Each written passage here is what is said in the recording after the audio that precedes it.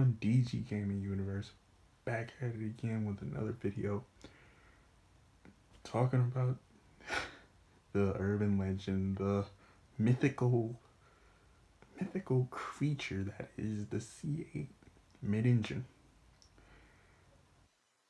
And some release info actually. It's gonna be released here at the Detroit Auto Show.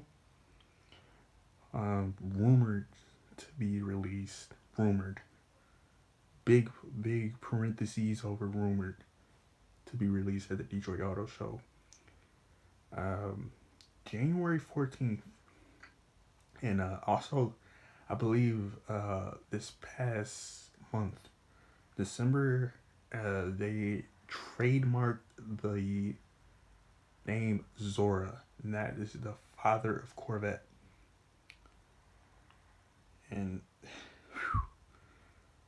big guy, man, big motorsport type of just heritage with him. I believe he founded the Corvette. He was the founding father of the Corvette, and pretty much responsible for the Corvette we know of today. The Corvette started out as a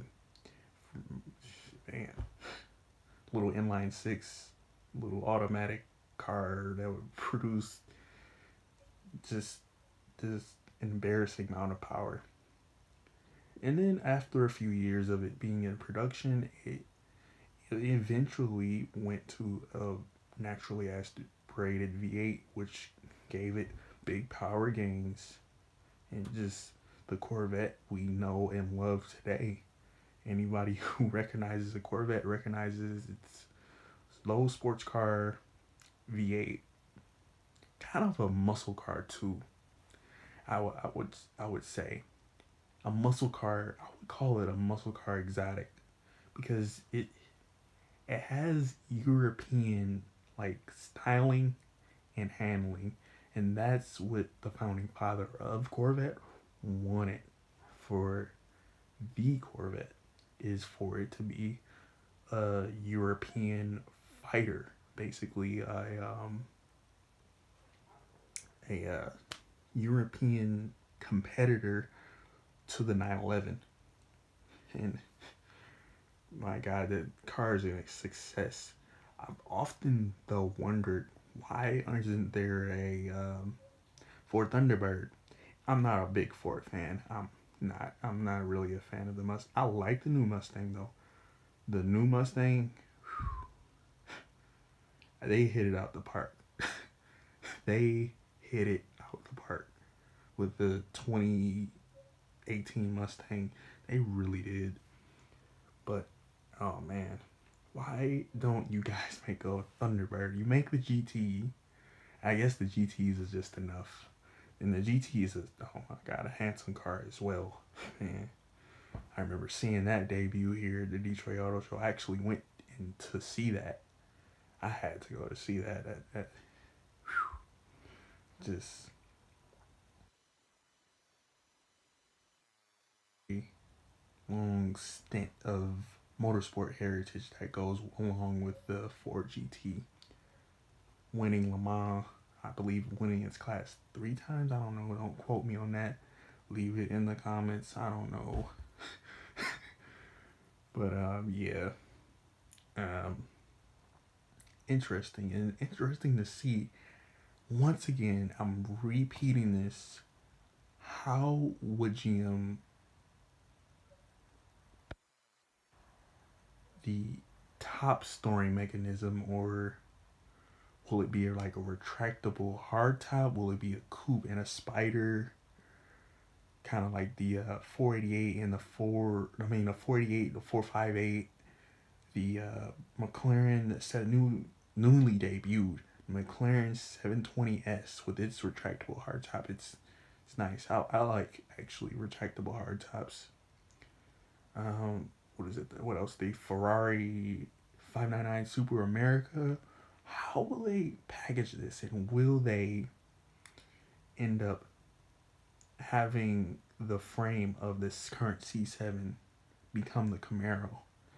That would be an interesting thing to know. Will How will they package this thing? Because Corvettes were known for their hatchback and storage space. Beginning in the 1984 C4 edition of the Corvette, which introduced its open tear glass hatchback, which you can store the top in the back, the target top. Um, Man, I hope they can package that well. And also, you can take a Corvette to the grocery store and have it be a good grocery getter. Man, I wonder how. I, I, I would like to see it be like a double trunk or trunk and hood mechanism. I don't know. That would be good for like thermal in the thermal like temperature inside the trunk or I don't know, what have you. But amazing that we're finally getting this debut early. Rumored, rumored, rumored in capital letters parentheses. And man, to see the engine like configurations and just the models you can potentially get with this thing. Very, very interesting. And also they trademarked the name back when the C7 was new, but they didn't register it. I guess they didn't like edit themselves just for them to get another trademark or have to register it again because the date was a little bit down the line. 5 years later, now we're talking about rumors, and we actually have photocopy of the C8 roaming around the streets of Michigan, roaming around the streets of Germany and Nuremberg, around the Nurburgring. Man, it's just interesting to see if this car is capable on a track and a competitor with all of the rest of its competitors, the McLarens, the Ferraris, the Porsches. You even got Porsche rumoring a mid-engine car that man, everybody's hopping on the ball for this mid-engine configuration. It's very amazing, and it's just very interesting to see. Wondering if the Viper could hop on the same little bandwagon. That would be Detroit. Is to have the Viper to be mid-engine, long awaited. I mean, the thing already doesn't sell. I mean, it doesn't sell that good, and it doesn't have an automatic, so it's not with the times.